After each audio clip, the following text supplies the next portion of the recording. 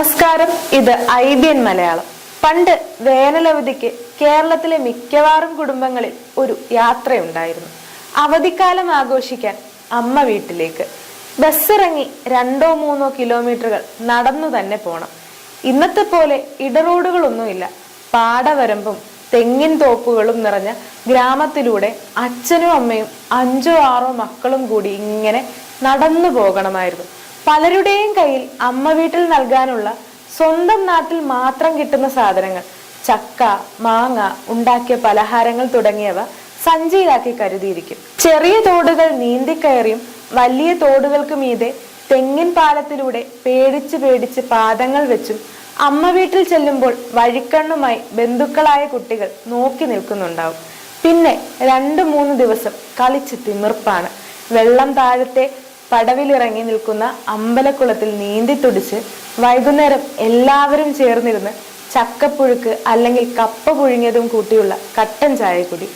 അത് കഴിഞ്ഞ് അടുത്തുള്ള ഓലക്കൊട്ടകയിൽ ജയന്റെ അല്ലെങ്കിൽ നസീറിന്റെ ഏതെങ്കിലും സിനിമ.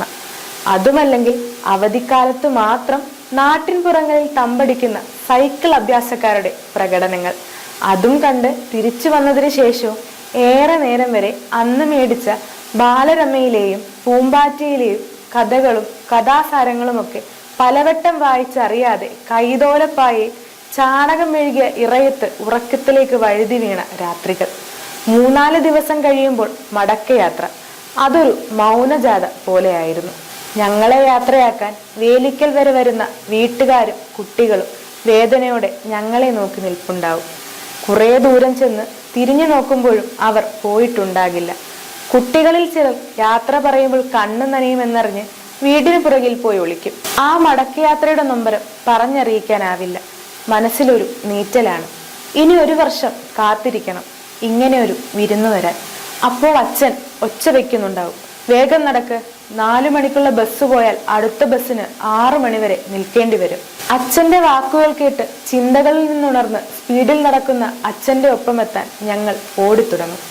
സോഷ്യൽ മീഡിയയിൽ കണ്ട ഒരു കുറിപ്പാണ് ഞാനിവിടെ പങ്കുവച്ചത്. ഈ അവസ്ഥ അനുഭവിച്ചിട്ടുള്ളവരുണ്ടോ? News desk IBN Malayalam.